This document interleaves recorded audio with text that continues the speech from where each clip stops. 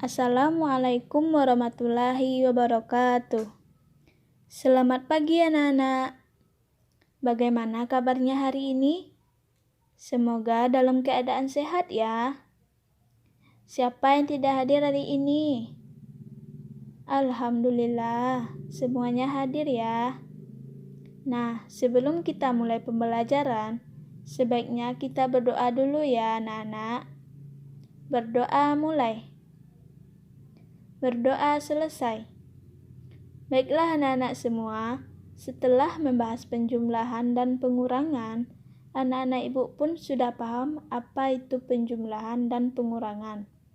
Kali ini ibu mau memberitahu apa saja sifat-sifat dari penjumlahan dan pengurangan itu sendiri. Sifat yang pertama yaitu sifat komutatif. Sifat komutatif disebut juga dengan pertukaran. Pertukaran hanya berlaku dalam penjumlahan, sedangkan pada pengurangan tidak bisa kita gunakan ya anak-anak sekalian. Sifat komutatif hanya berlaku dalam operasi hitung apa ya anak-anak ibu? Benar, dalam operasi hitungan saja. Baiklah anak-anak ibu sekalian, di sini ibu mau menjelaskan bagaimana sifat komutatif itu.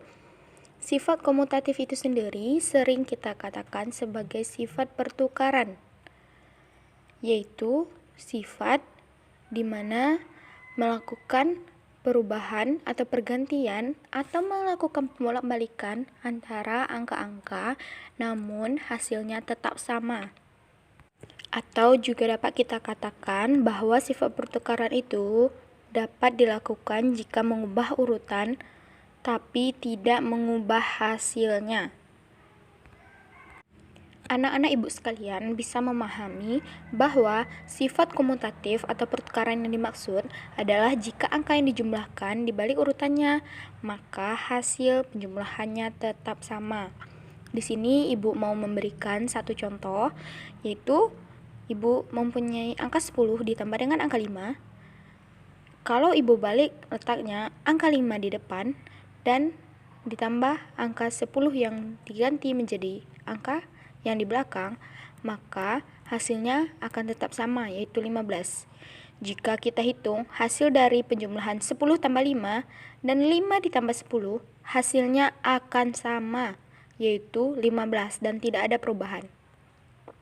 Nah, anak-anak ibu sekalian, karena sifat komutatif adalah pertukaran, maka anak-anak hanya perlu menukarkan urutan penjumlahannya saja. Sekali lagi, ibu hanya mau mengingatkan bahwa angka yang awalnya di depan bisa berpindah ke belakang dan angka yang di belakang bisa berpindah ke depan, namun tidak menyebabkan perubahan pada hasilnya. Hasil penjumlahan tersebut akan tetap sama. Jadi, kalau kita rubah-rubah letaknya dan ibu balik semua angkanya, hasilnya tetap sama. Itulah yang dinamakan dengan sifat komutatif atau pertukaran ya anak-anak sekalian. Jika kalian bertemu dengan soal seperti ini, berarti sudah bisa kan menjawabnya? Hayo, gimana caranya anak-anak ibu? Ibu mau nanti saat membolak-balikkan semua angkanya, hasilnya akan tetap sama ya. Selanjutnya sifat kedua ya anak-anak, yaitu sifat asosiatif. Sifat asosiatif adalah sifat operasi hitung terhadap 3 bilangan dengan menggunakan bantuan pengelompokan 2 bilangan dengan tanda kurung, dan apabila pengelompokan ditukarkan, hasilnya tetap sama. Misalnya, bintang warna kuning nilainya 1, bintang warna biru yang pertama nilainya 2, dan bintang biru yang kedua nilainya 3. Jadi anak-anak, caranya jika kita bertemu dengan 3 bilangan seperti 1 ditambah 2 ditambah 3, langkah pertama yang kita lakukan dahulu apa ya anak-anak? Agar memudahkan kita dalam menjumlahkan. Ya benar, anak-anak semua kita harus mengelompokkan atau kita tambah satu-satu dulu, tidak langsung kita tambahkan ketiganya. Kita tambahkan 1 dengan 2 terlebih dahulu. Jika sudah, kita akan mendapatkan nilainya. Berapa 1 ditambah 2 anak-anak? Ya benar 3. Setelah dapat hasil, kemudian kita tambahkan lagi dengan angka berikutnya yaitu 3. Jadi, berapa kalau kita gabung keduanya anak-anak ibu? Betul, semuanya jadi 6. Di sini, Ibu mau memperlihatkan cara mudahnya agar anak-anak Ibu sekalian bisa mengingat rumus cepatnya, supaya pada saat kalian menemukan soal-soal penjumlahan dengan 3 operasi hitung, anak-anak Ibu dapat mengerjakannya dengan mudah. Yang mana rumusnya yaitu buka kurung A tambah B tutup kurung ditambah C sama dengan A ditambah buka kurung B tambah C tutup kurung. Jika dituliskan dengan angka, maka angka yang dikelompokkan harus kita tulis dalam kurung. Kerjakan dahulu yang ada di dalam kurung, setelah itu baru dikerjakan yang di luar tanda kurung. Di sini Ibu akan mencontohkan satu soal. Buka kurung 7 tambah 3 tutup kurung ditambah 5 sama dengan 7 ditambah buka kurung 3 tambah 5 tutup kurung. Ingat ya anak-anak, kalau ada bilangan yang dikurung berarti bilangan itu wajib dikerjakan terlebih dahulu dibandingkan yang lainnya. Jadi untuk yang di sebelah kiri, jumlahkan dulu 7 tambah 3 hasilnya berapa anak-anak? Ya 10. Setelah itu baru dijumlahkan dengan 5 hasilnya yaitu 15. Sedangkan untuk sebelah kanan, dijumlahkan dulu 3 tambah 5 hasilnya 8. Setelah itu baru kita jumlahkan dengan 7 hasilnya berapa anak-anak? Ya 15. Jadi untuk soal buka kurung 7 tambah 3 tutup kurung ditambah 5 sama dengan 7 ditambah buka kurung 3 tambah 5 tutup kurung, hasilnya sama yaitu sama-sama 15.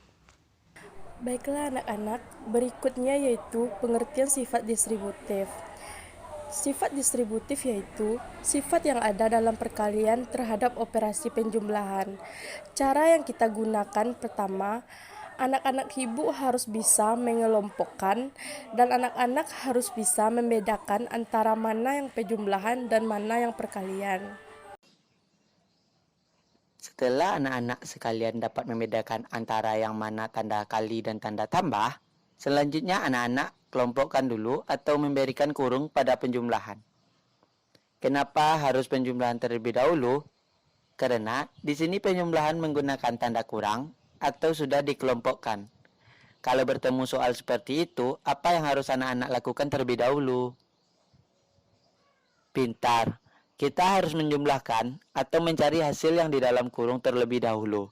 Baru kita jumlahkan dengan angka lainnya. Sifat ini dapat dirumuskan sebagai berikut. A kali dalam kurung B tambah C sama dengan dalam kurung A kali B tambah dalam kurung A kali C sama dengan D. Contohnya, 2 kali dalam kurung 3 tambah 4 sama dengan dalam kurung 2 kali 3 tambah dalam kurung 2 kali 4. Jadi 2 kali 3 sama dengan 6, 2 kali 4 hasilnya 8. Ditambahkan 6 tambah 8 sama dengan 14. Atau cara lainnya 2 kali dalam kurung 3 tambah 4 sama dengan 2 kali 7. 7 didapatkan dari 3 tambah 4. Jadi 2 kali 7 sama dengan 14.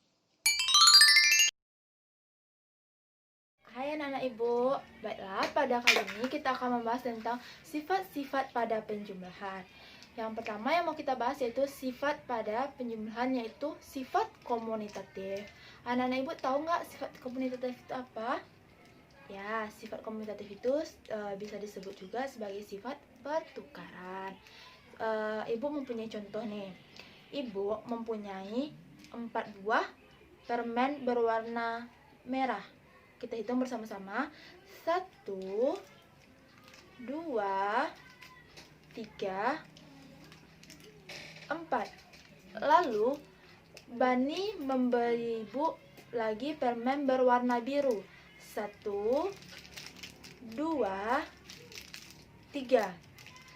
Nah, sekarang ada ibu punya berapa permen? Jadi permen ibunya jumlahnya berapa? Mari kita hitung bersama-sama. 1, 2, 3, 4, 5, 6, 7. Jadi ibu punya 7 permen. Nah, sekarang pada sifat komutatif itu, pada sifat pertukaran itu seperti ini. Misalnya yang pertama ada permen merah, 4 permen merah ditambah dengan 3 permen biru akan sama dengan 3 permen biru ditambah 4 permen merah. Kenapa? Mari kita buktikan sama-sama. Yang pertama tadi 4 permen merah ditambah dengan 3 permen biru. Hasilnya berapa? 7. Pintar. Sekarang kita balik. Coba kita tukar letak dia. Sekarang yang pertama ibu mempunyai 3 permen biru ditambah 4 permen merah.